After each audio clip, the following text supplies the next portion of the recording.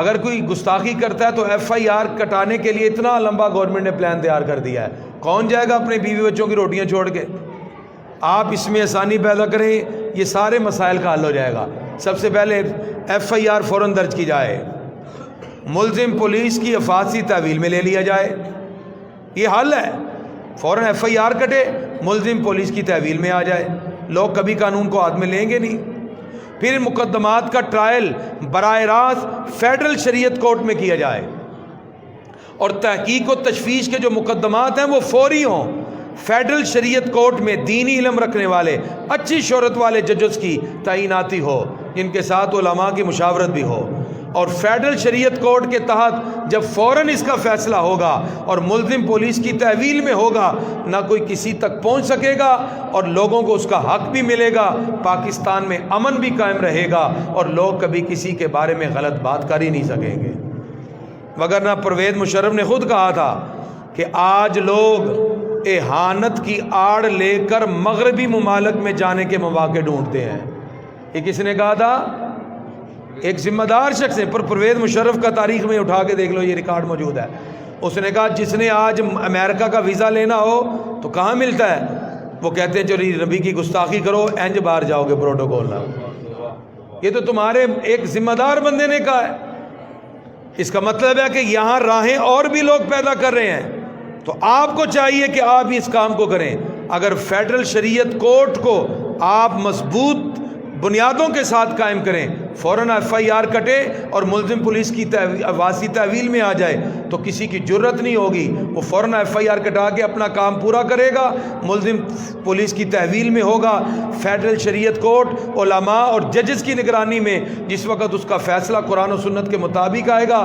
عوام بھی خوش ہے، اللہ اس کا رسول بھی راضی ہے، اللہ رب العزت کی رضا اور اس کی خوشنودی کے ساتھ کامیابی ہے۔ اس کا مطلب حل ہے، لیکن جب ہم حل کی طرف نہیں آتے تو پھر ایسے واقعات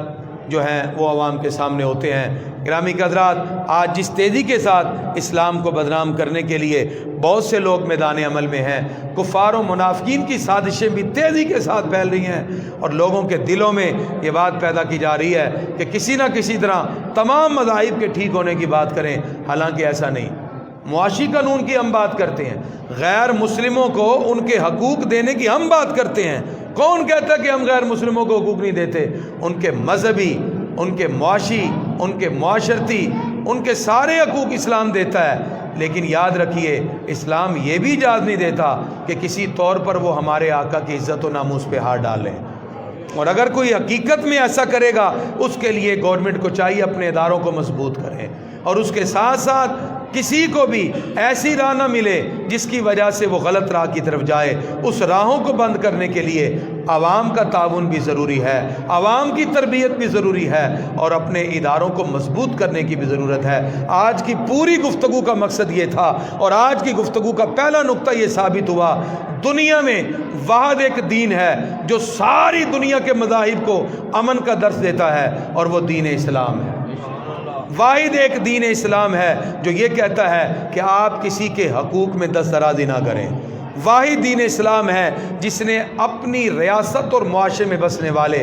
غیر مسلم لوگوں کے حقوق کو بیان کیا ہے، اور یہ واحد وہ دین ہے جس میں ہمارے آقا نے کہا اگر کسی معاہد کے ساتھ تم زیادتی کرو گے تو قیامت کے دن میرے امتی ہو کر میں تمہاری شفاعت نہیں کروں گا، میں اس معاہد کے ساتھ کھڑے ہو کے تمہارے خلاف کیس لڑوں گا۔ یہ ہمارے آقا کا فرمان ہے۔ اس سے پتہ چلا اسلام غیر مسلموں کو حقوق دینے کی بات کرتا ہے، اور دین اسلامی ہمیں بتاتا ہے کہ کسی بھی طرح کسی کے حقوق میں دست درازی نہ کی جائے۔ آج کی اس گفتگو سے آپ کا یہ ذہن کلیئر ہو گیا ہوگا، مذہب اسلام، دین اسلام کو ماننے والا ہمیشہ وہ بات کرے گا جو اللہ اس کے رسول کی بات ہے، اور ہماری یہ ساری کی ساری باتیں آج جو ناکامی کی طرف گئیں اس کے پیچھے